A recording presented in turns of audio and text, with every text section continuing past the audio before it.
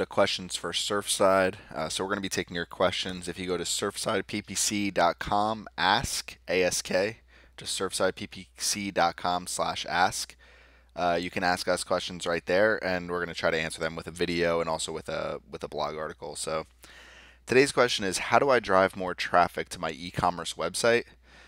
So a lot of people have this issue when you set up an e-commerce website. You put your products up, you put everything up, you get everything set up, and you don't have any traffic. And you obviously need traffic to drive sales. So here are kind of the main ways that I recommend driving traffic.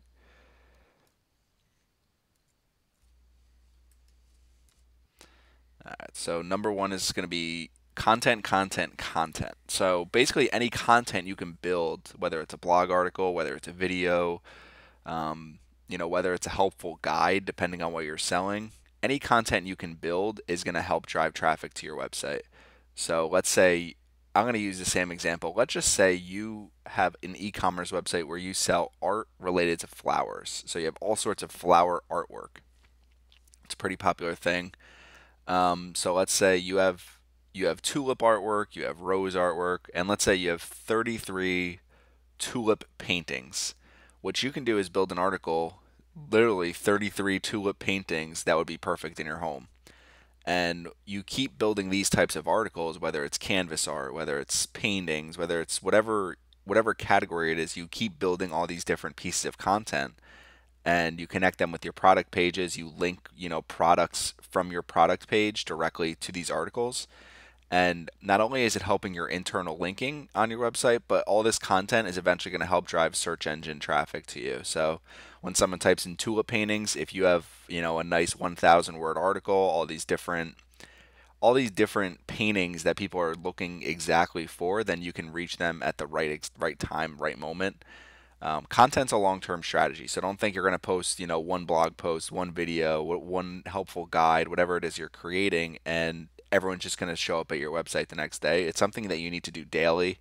It's something you need to monitor. I recommend setting up Google Webmaster Tools if you're not familiar with it, because that'll help kind of help you know what content is working the best for you. So content is so important. If you don't have, like an active blog, if you don't have an active something like that on your website that's going to drive people to it, then people don't really have a huge reason to go every day. I mean, there's really no reason to go every day. The other thing you could do with content is if it's your website is built around you, you could have basically use content to show people what you're doing. Let's use the flower artwork one for example. If you're creating flower artwork, do a video of you creating flower artwork and just do, a short video of it. Um, Show some of the events and galleries you're going to be at. Use all these different types of things to create transparency and build content and to drive traffic. So step two is going to be improve and optimize product pages. So this is kind of something that's overlooked sometimes where you add all these products and you add, quick 50-word descriptions, things of that nature, and your product pages really aren't that optimized.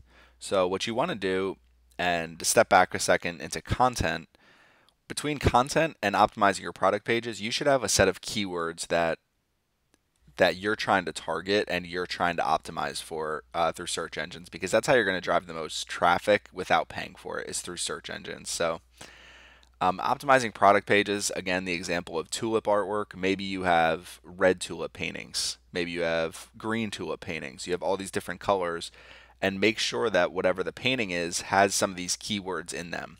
If you're not familiar with finding keywords, you can use the Google Keyword Planner, and they'll give you a ton of ideas that way. The other thing you could do is if you search into Pinterest, you can see what people are typing in on Pinterest. There's also a tool called Ubersuggest. So just a couple different options. So you need to kind of have a set of keywords that you're trying to target, and optimizing your product pages, creating great descriptions. I mean, I'd recommend writing 500-word descriptions because it's going to help. Google is going to see that page as more valuable if you have more content surrounding it, and they're able to tell exactly what that page is. In addition to that, make sure your images are set up properly. Make sure you name them correctly. You don't just want image one. You kind of want images that describe, red tulip artwork.jpg.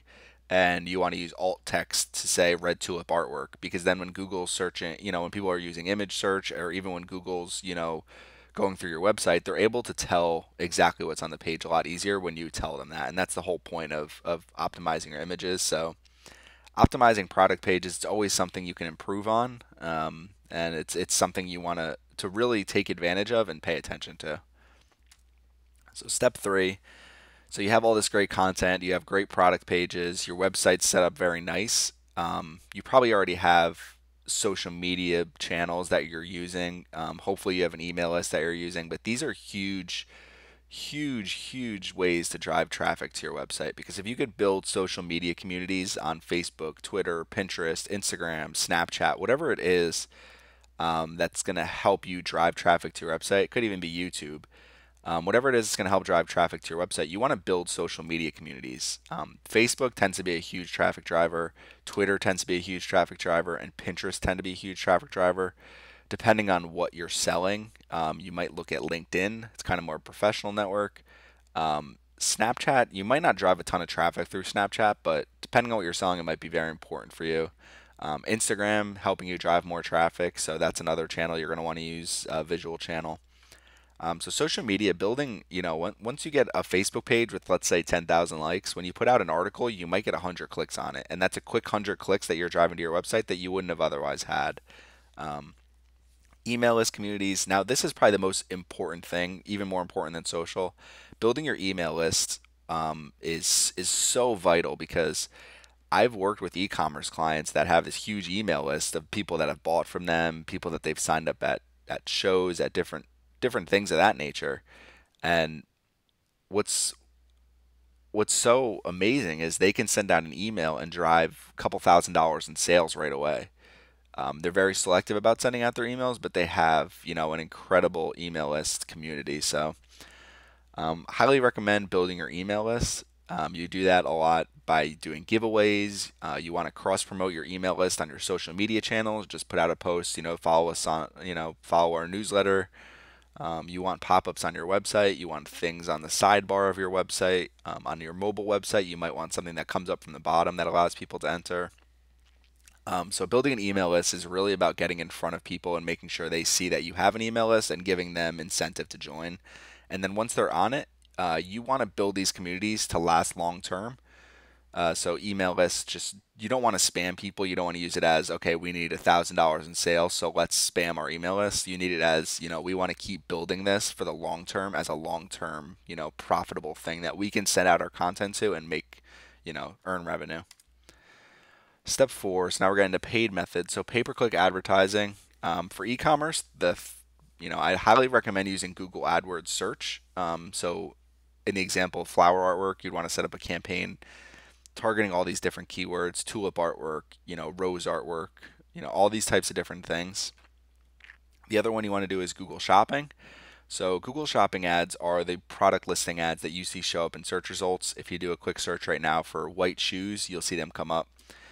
So shopping ads are extremely popular because they're visual. So you set up shopping ads by using the Google Merchant Center and putting your products, uploading your product feed into there, and then you can basically, and this is kind of goes back to optimizing your product pages.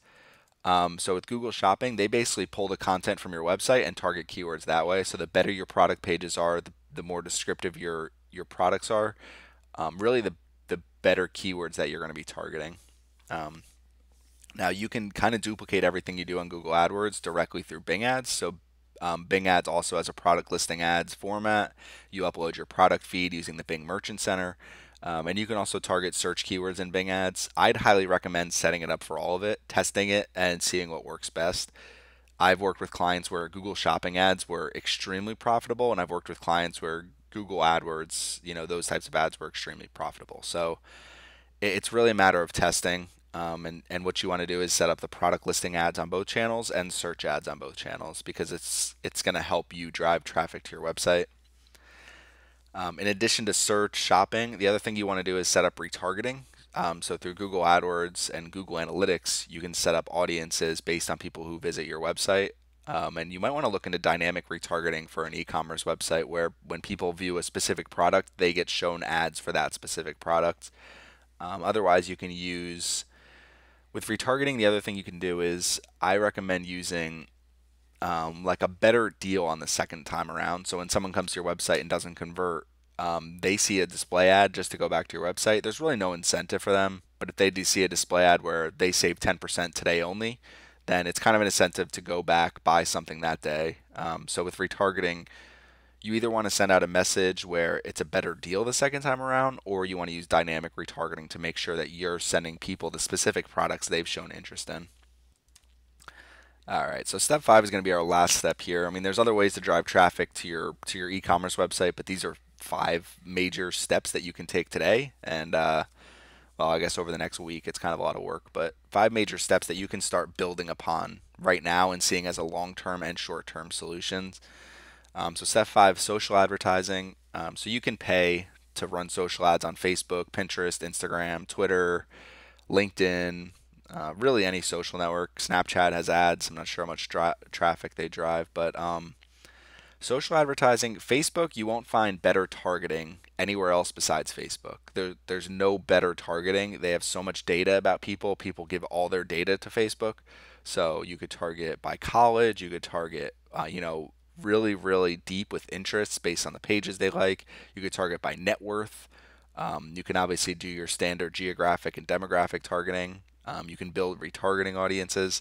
So Facebook is one of the most powerful social advertising channels. Actually, I'd say it is the most powerful social advertising channels. And it's right up there. To me, Google AdWords, Bing Ads, and Facebook Ads are the three channels that everyone needs to be at least testing. At least testing because they're so huge and it's just the targeting does not get any better. I mean, really, it does not get any better anywhere else. The other two channels I have here, so I'll go over Instagram first. That's all housed right with your Facebook ads, so it's very easy to manage. You just basically link your Instagram page to your Facebook page, and I've always run ads through Facebook Business Manager. And you could do the same thing with Instagram. Very simple. You just basically select, I want this ad to show on Instagram, or I don't want this ad to show on Instagram. And that's how easy it is. You use the same exact targeting as Facebook. So Instagram definitely improved. Definitely a big fan of Instagram. Pinterest, you can target keywords that people are typing in Pinterest, and you can also target specific interests within Pinterest based on the data they've collected. Pinterest is a great social advertising channel. It's really improved and grown, so it's something I recommend trying. The other ones you can look at are Twitter. You could get running video ads on YouTube, but really these are the ones that I recommend the most. So hopefully you learned something today. The main thing you want to do is build content on your website. Constant content, things that are useful to the visitor, things that are going to rank in search engines, things that are going to target keywords, and improve on things that are currently on the first page of search results. When as you're building content, you also want to optimize your product pages, continue to improve them, continue to add, more content to your product pages to show Google what this product is about, and hopefully get them ranking a little higher in search results too for long tail keywords.